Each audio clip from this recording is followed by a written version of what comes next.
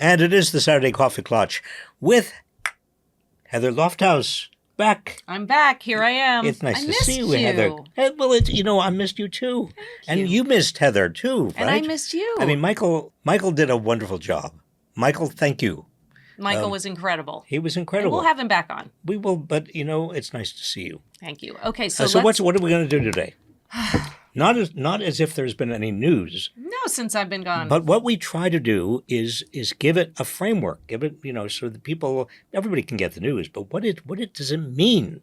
That's it. You're going to a casual conversation. A casual conversation about news. What does it mean? The war in Iran. Yep. Let's please talk about that. Who the hell is advising Trump, if anyone? Okay. What's going to happen with oil prices? Mm-hmm. So, you got the gist? I have the gist. Yeah. Let's start with the war that is happening in Iran. Well, Heather, I think the interesting question there really is about power. I mean, we come back to this issue over and over again in the Coffee Klatch, but the issue here has to do with war-making power.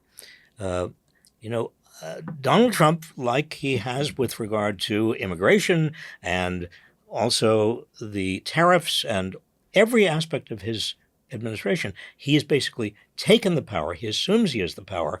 He declares an emergency. That's his MO.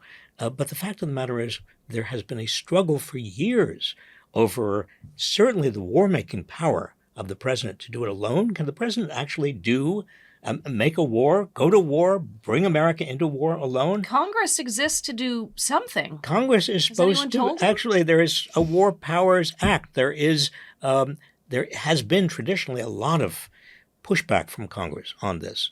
And there is now, this week, not from the Democrats, the heads of the Democratic Party, but from some of the people in the Democratic Party, not just Bernie Sanders, but others, are saying we have got to have a war powers resolution. I mean, we want to know how people are going to vote on this because there could be huge consequences, right, particularly if there is a ground war. Now, I think it's very unlikely that Trump is going to do anything to get ground troops into war, but he's put ground troops into California. Yeah, Los Angeles. So, I think bombers are more his style because it feels like, he's branded everything. He's branded shoes, Bibles, crypto. So this is his Trump-branded war. Well, we're seeing, right? He is deciding. Here he is, speaking of power, sitting there saying, we'll see. We'll see what you'll see. Let's see what I'm going to do. That's it. It's the pronoun I.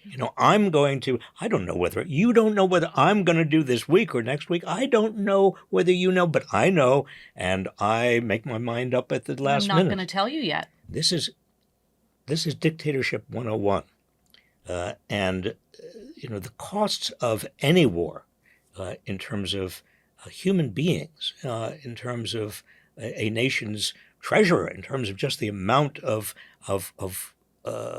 wars get out of hand.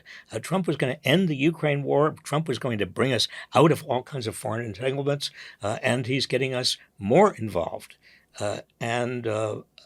It's interesting, Heather, on this particular war, with regard to Iran, there's no way that you can get to the enrichment, the uranium enrichment facilities, which are way underground. It could be, for all we know, half a mile, unless you have huge bombs. Right, and that's by design. I read that great piece in the New York Times that depicted it well. And the United States it's not even clear we have the capacity to get there.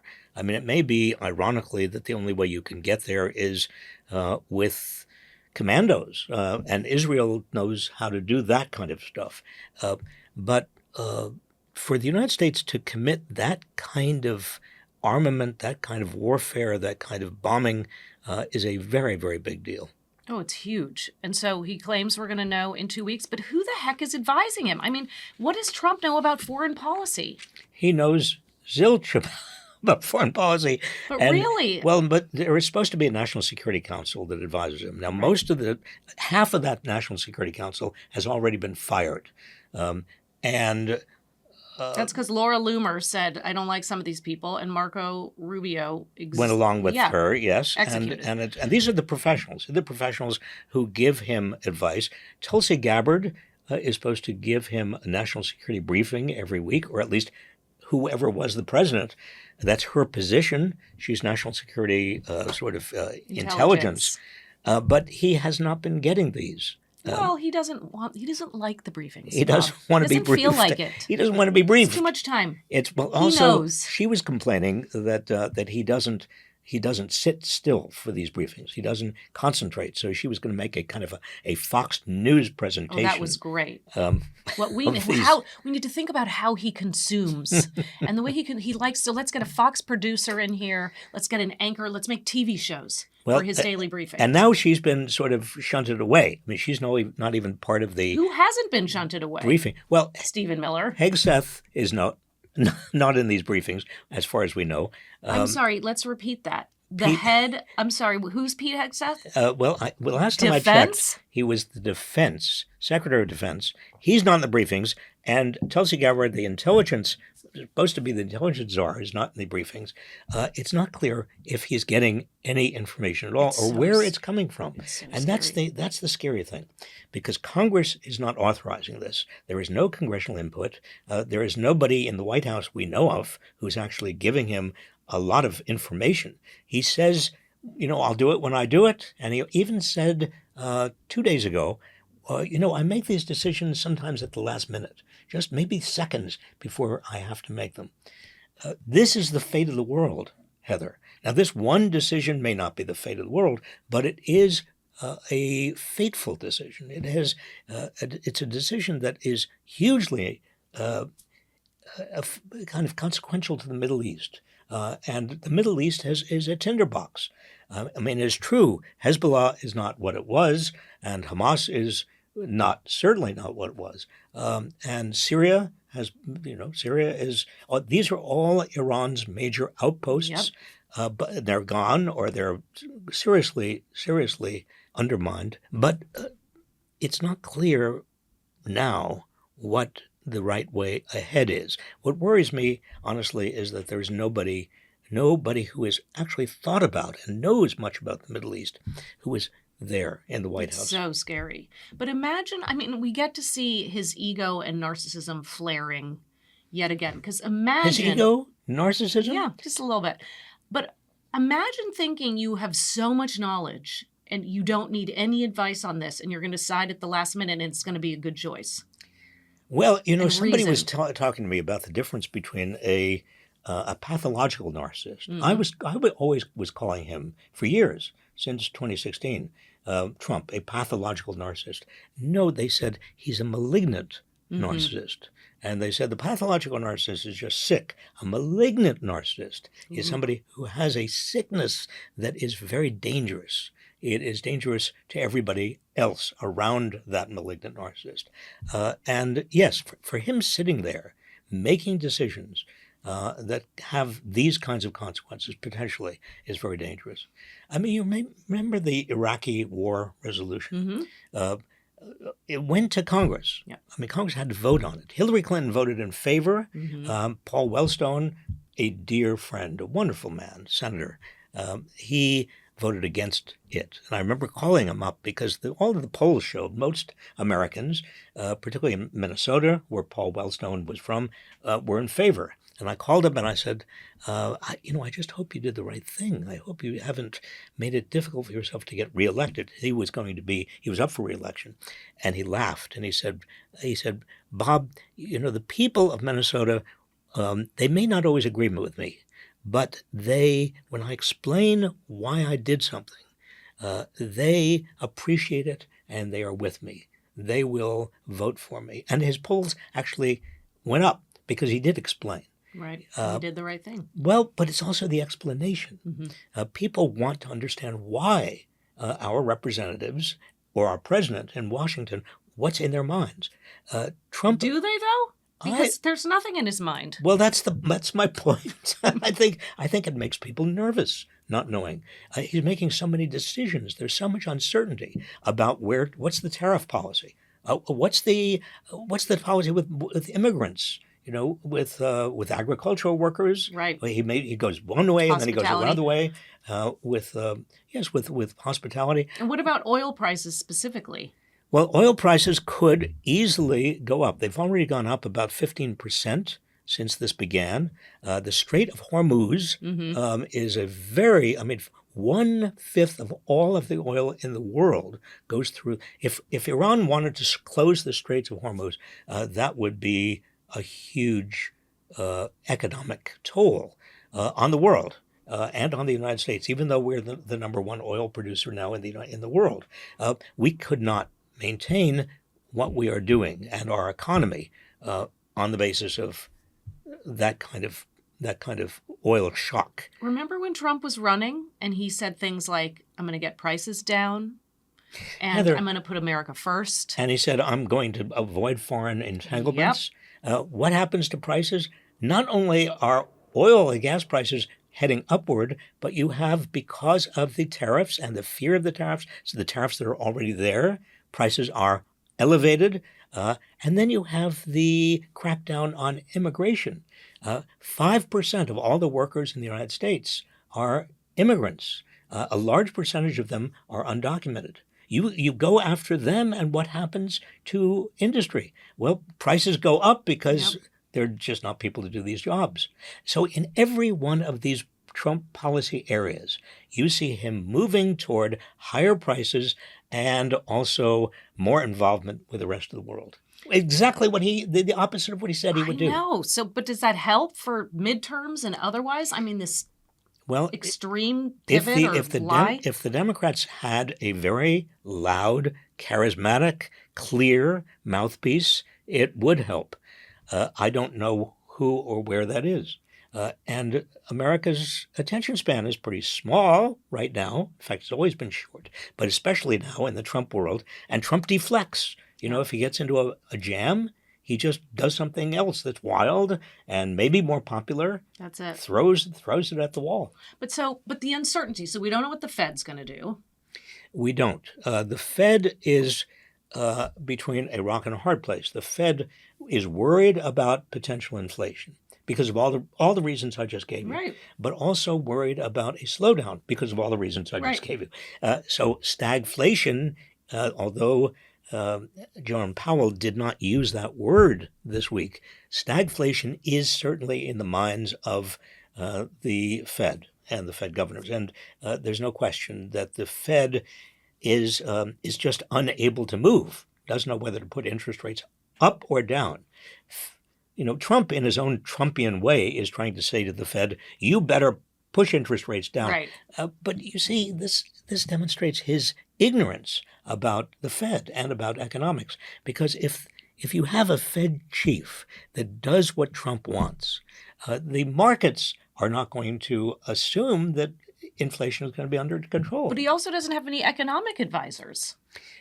He doesn't. Really? He officially, right, on the White House sort of list of who's who, they do have economic advisors. But I don't have any evidence, Heather, that he's getting any economic advice. That's an understatement. I mean, he's watching television, he's playing golf, he's doing executive orders, big ceremonies. He is on Truth Social, and he's having big, tiny parades. And he has big. That parade. What do you think of that parade, huh? I thought it was perfect. It was really a Trump parade. I know. Wait, but before we move on to that, because I do want to talk about that. So in terms of the uncertainty, so it makes me anxious, if I'm honest with you, when the markets are anxious. When I'm looking at the courts, I'm trying to see, does he have absolute power? Does he not? One lower court said yes. I mean, constantly. But this man with uncertainty, I feel like he loves it. It's better. He loves uncertainty because it builds his power. Right. Because everybody says, what is he going to do next? And he loves the idea that people are coming and bowing and scraping texting and tweeting and everybody is in a lather and looking at him. And they're please, Mr. President, can you do that? No, it gives him more power. But uncertainty has a huge negative effect on the economy, because who's going to invest when you don't know whether the economy is going to go this way or that way, or what's going to happen with the war or tariffs or immigration. It is really stopping I know it's so economic destabilizing, activity. but it's wild to watch it fortify him and give him. Well, a war does the same thing. I know. That's he uses, in fact, he's based almost all his so-called power on emergency powers that come from legislation, right. in most cases, that Congress passed in times of war. And he wants to use that. Well, he's been using it, whether there was a war or not. And so this is... Yes. So this is really why his dictate. Yeah, like you said, I mean, this just helps his case for needing all the power. Exactly. Scary. Exactly. But back to your point about deflection, because I do think as we're focused on this war, we don't focus on other things, obviously. And that either he does on purpose, probably, but also subconsciously. I mean, I think he just does that. He's like he does it automatically. Circus. Absolutely automatically. I mean, the ringmaster. His parade was a kind of a flop. Yeah. I mean, nobody was there.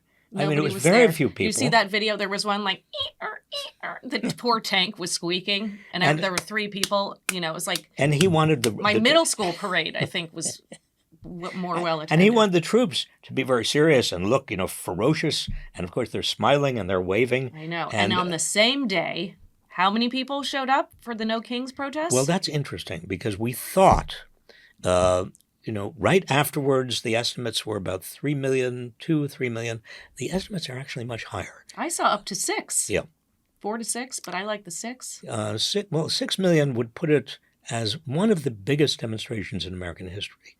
Now, it was decentralized, right, which is why it's very hard to get all of the data. But also important. I like that it was all over the place. Hugely important. And remember, we're talking about a week ago, but a week ago, in Trump, time seems like a year ago, but it did have an effect on people.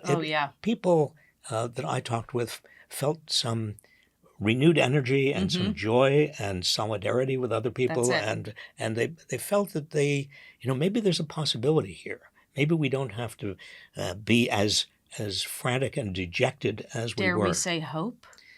I think we can say hope. I think it was really impressive how everyone did. And I loved that Indivisible played a big role. I'm sorry I missed Ezra, who was on last week. Ezra did a great job. Let me just say one more thing about that, and that is that there has been research. Erica Chenoweth at Harvard, professor at Harvard, did some research, looked over all of the instances in history, very careful, detailed research as to when regimes have to change, and discovered that this magic 3.5% rule did apply. When 3.5% of a population, when you get up to that percentage of a population saying essentially, no, we are not going to support this regime, and taking, protests and strikes and sit-downs and all kinds of peaceful protests. United. That brings down a regime. I mean, it brings down regimes. Yeah, this threshold, this 3.5. Okay, so we had 6 million people come out for No Kings. And the 3.5% of, did you do what? American population 260 million adults. I'm assuming she means adults. We don't need the toddlers. I don't know that she meant adults, but let's assume it's adults. Yeah, let's say she does. So that it's 270 million adults in the United States. Forgive me. 260. I think that's my memory. No, I trust you. But so what is 3.5% of 190 to 100 million? No, 3.5%. I mean, would 9 get million. You about 9 million. About, 9 to 10 million. Yeah, 9 or 10 million. Is that right? Carry the 1. Move the decimal. Divide. Divide. And square. Yes. So we're not. Actually, we're not far. We're not that far, and this 10. is. We need a calculator around here. Well, but the point is, this resistance is growing, and people. I think Trump is becoming so unpopular. But even if he were more popular with his people, the resistance would be growing. People ask me very often, am I optimistic? Am I cynical? I say to them, I am not cynical. because cynical means and do you hopelessness. mean it? No, cynical means basically You've said this to your students too. Yeah. Cynicism, pessimism is okay. Cynicism is not. Yes, and cynicism is a self-fulfilling prophecy. Pessimism is your attitude about what the future is going to bring. Is it going to be a good or bad future? And I think that or there's you, still or the there is bigger. still reason to be some cautiously or nauseously pessimistic, but there is also reason to feel that things are going to change. And I think that if we are able to have an election, a 2026 midterm election, I at this point I think Democrats would win hands down, both houses. Okay. I like the sound of that. So we should talk. Go ahead. No, I was just going to say, but Democrats, to do that, they have to be louder. They have to be clearer. I mean, they have to say something. They have to take positions. And these Democrats seem to be following the, James Carville's notion of just roll over and play dead and let Trump overreach. Right. I think that's dangerous. I think it's dangerous too. So I want to talk about the big, beautiful bill, but also as he deflects, what else are we missing? I think about this all the time. So if he's making, if he's tweeting, I look at whatever he's putting on Truth Social. So what is being missed? Well, so we're not paying attention to China right now. He's the tariff, all the tariffs really turn on China, and China is not budging. And China's, in fact, the last big deal was China said, we're not going to send you rare earth minerals, which means a lot of American industry, particularly high tech, can't even move forward. Yep. And I think that caught Trump flat-footed and on his back heels. And then we have, the residue of Elon Musk. Residue. I mean, Musk's people are still around, right? But they're being squeezed out by a lot of department heads who justifiably don't want interference. But they kind of made up. I haven't seen you, so I think last time I was here, they had broken up, and it was a big bad. It was a big bad breakup of BBB. But then they made nice-ish. I mean, I don't know. Well, pretended to. They're pretending to, and it's very important. People around them want there to be no ancillary damage. But it's still, every time Trump looks weak or he suffers a humiliation or he suffers a potential humiliation, and we've talked about China and Musk, but even Harvard is not backing down. And that is a little, Trump keeps on trying to increase the heat on Harvard, but the courts are saying, no, you can't do that. And Trump it looks like he doesn't have very much power.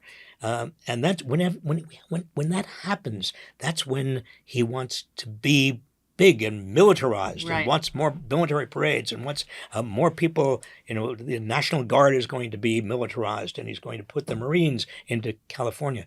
But when that doesn't work, and the courts are stopping that, or at least they're subduing that, he still can do it. I think that we see a Trump that really is looking for any other way of showing that he has power, that he is not a loser. Did you see E. Jean Carroll's new book was announced? Speaking of Trump as a loser. It's so great. So it's called Not My Type. Not My Type. That's which a very is good, brilliant. Yes, it's a and good she came title. out smiling behind the book. It's not my type. Forgive me because I'll mess up the subtitle, but I think it's a one woman versus a president or something. She's holding it and she says, "Hello, Mr. President!" ! More people have read my book before it's even been published than showed up at your parade of chicks. Oh, fabulous! Yep, fabulous! Yep. It was so good. I'm reading it this weekend. Well, you tell me. I'm not sure I'm going to buy it, but you report. Okay, I'll report back on the back to all of us. But I did actually. I mean, in all seriousness, she speaks out against him. She won the 2 defamation case. I mean, she gives me some hope. I like seeing that she's standing up to hope, standing up to Trump, right? And gives people hope. I think that was the message I got from a lot of people who went to the demonstrations. They felt that they were standing up to this guy. Even if the congressional Democrats are not standing up as a whole, at least they are. Right. And you have other races around the country where there is also shades of this. Yeah. In terms of the big, beautiful not beautiful bill. That's another one. This coming week, what's going to happen? Well, I don't think it's going to get through this Senate this week. Tell us about civics. Can you tell us about political science? What is happening? Is the parliamentarian going to, I really hope, show up in my feed? Okay, this is a wonky little piece of, but it's important. Where does it all stand? In order to avoid the necessity of getting 60 votes in the Senate to get anything done, the Senate has a rule, and it's called reconciliation. You can get something through on 51 votes, but it's got to be germane. Germane is the word they use. And that means everything has to abide by the Byrd rules. This goes back to Robert Byrd when he was senator from West Virginia. He was very, very strict about the rules in the Senate, and he was regarded as the guardian of the rules. The Byrd rules require that certain things be done. Certain things are not germane. They can't get through on reconciliation. The parliamentarian has the power to determine which can get through and which cannot. Right. And what we're seeing is a little drama around that. What do you think Byrd would have thought of Trump? I think his fastidious rule following. I think Byrd would have been appalled. Would have given him the bird? Would have given him worse than the bird. Wow. But so it's been interesting to see, and the CBO came out, right, and said it would be really clear how this would add to the national debt. $2.4 trillion to the national debt. 2.8. Well, that was the revised. Oh, I see. But the point is, and these things are not etched in stone, but the point is that Senate Republicans and House Republicans who are worried about the deficit and worried about the debt. Now, the deficit and debt are not the same thing. Yep. The deficit is yearly. The debt is the cumulative hole that we are in. And they're worried about us going deeper and deeper into debt, especially because as we go deeper and deeper into debt, our credit rating as a nation falls, which means that the interest payments on that debt increase. And this is, Moody's, the credit rating agency, just 3 weeks ago said it's downgrading our debt. We're having a big fight over lifting the debt limit. We have continued to have fights over that. And this is what Elon used as his excuse to start that online fight. Now, we don't know, honestly, why Elon did what he does. We may never know. But the point is that the MAGAs and the conservative Republicans are themselves in a big fight over this. And I think that if this doesn't doom the bill, the Medicaid cuts will, because a lot of Republican states and the constituents are very desperately dependent on Medicaid, as they are on food stamps. And Social Security. And Social Security. Let's be very, very clear that the red states have a huge number of people who depend on Medicaid and on food stamps. And yes, Social Security, well, the real thing is Medicare. Medicare is also in the House bill. Heather, the point is you really have so many things going on in this bill that are controversial and Republicans don't agree on. The idea that it can get done by the artificial date, and it's artificial, this July 1st deadline that Trump established is purely out of his own fantasy. Right. And the Senate, they are on vacation. They need some summer vacation too. They will take it. It's going to be hard to do that. So last Saturday was so scary in terms of these killings in Minnesota. So I wasn't here to discuss that with you, and I don't know if you and Michael got into it too much. But there's this rise. We're watching this rise of authoritarianism, and with it, this underpinning of political violence. Some, instigated by Trump's rhetoric and other people's rhetoric, obviously. But that's been scary to watch. Well, it's frightening because Trump has these shock troops, these brown shirts, if you will, these vigilantes. He pardoned 1,600 of them, remember, from the Capitol riot. And there are a lot of crazy people out there. The attempted, even the killings and murders of those Minnesota legislators really are the beginnings, hopefully not, but could be the beginnings of something very, very ugly. We've seen it in the past as well. I remember today, in fact, is the 61st anniversary of something that is painful to me. One of my friends, 61 years ago, was murdered by the Ku Klux Klan for trying to register black voters in Mississippi, Michael Schwerner. And it changed my life when I heard that he had been killed. I think we have to face that in this country there is a deep underbelly of violence. No other country allows as many guns. No other country has the history of brutality, slavery, the genocide of the Native Americans as we do. And when people are hearing from a president or from major political people that the other side are socialist scum, that they are horrible people and are being demonized, you are bringing out, you're inviting this horrible, violent underworld and underbelly of America. It's of deep concern. It's so scary. And Mickey Schwerner, as you used to call him, you knew him, right, from your middle school and elementary school days, and he protected you when you were bullied. He did. Well, he was up in the Adirondack Mountains during the summer. I met him.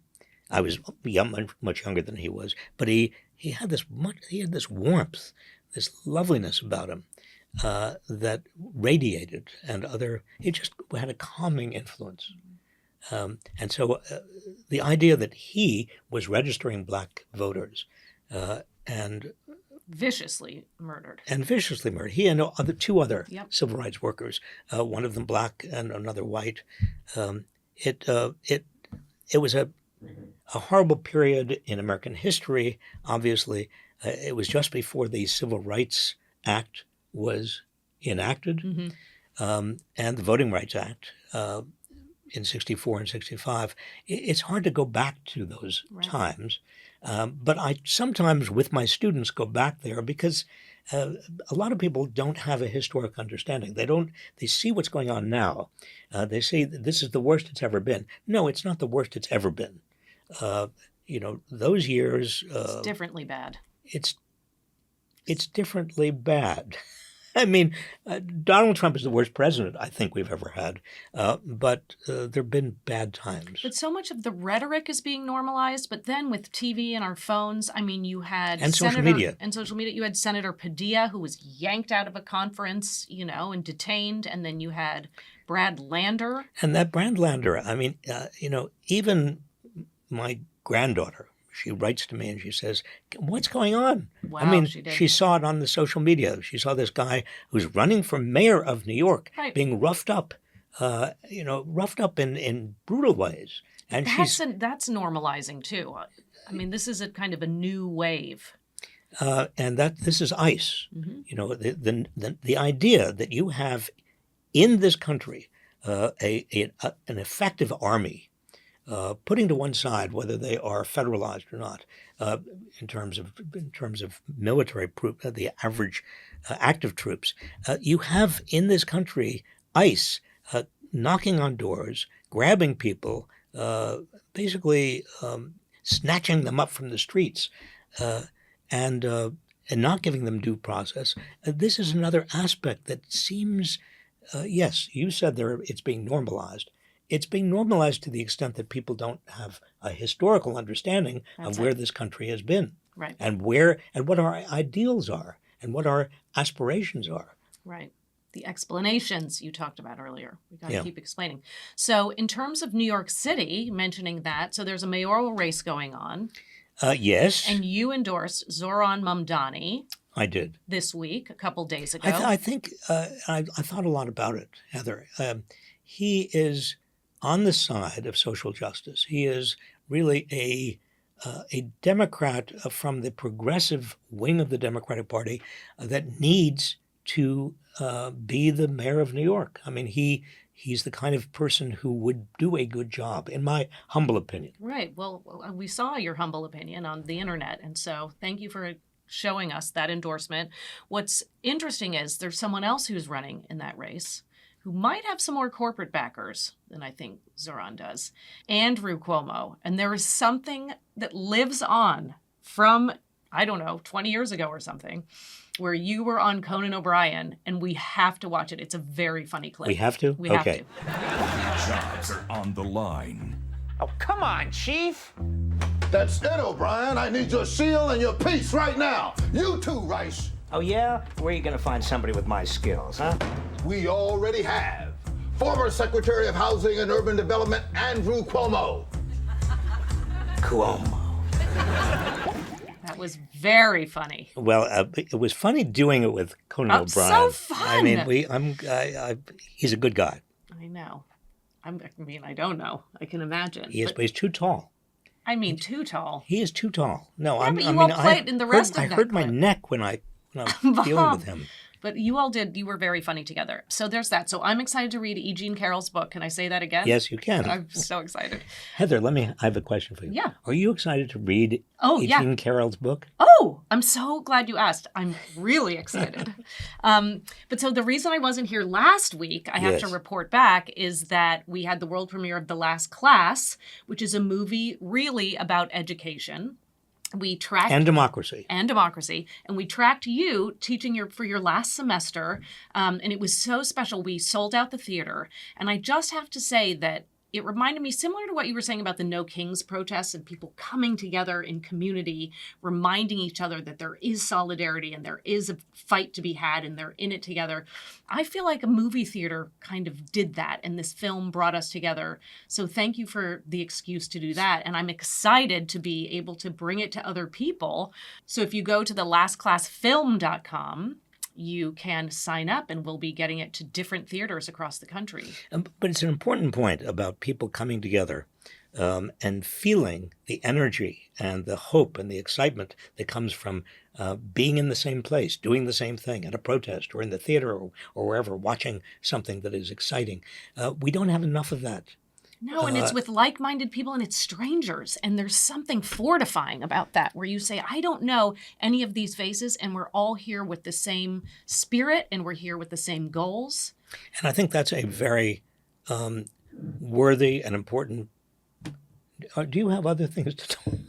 I don't want to undercut you, but I think that that's an important point. You didn't undercut. I think that's it. Do you want to talk about E. Jean Carroll's book for a minute?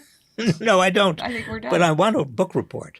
Oh, you're getting one, whether you want it or not. Next week. Listen, I just, on that note of people coming together and feeling solidarity and feeling energy and feeling hope, many of you last week told me that you did feel that.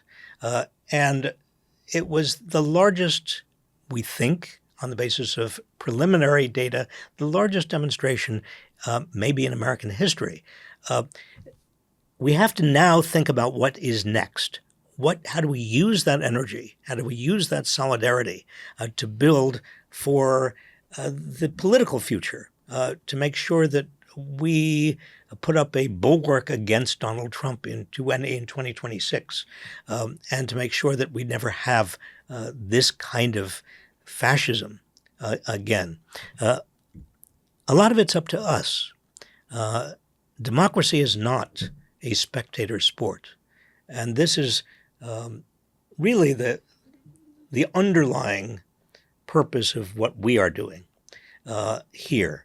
It's to give you both information but also assurance and courage so that you can go forward and be the leader that you've been waiting for.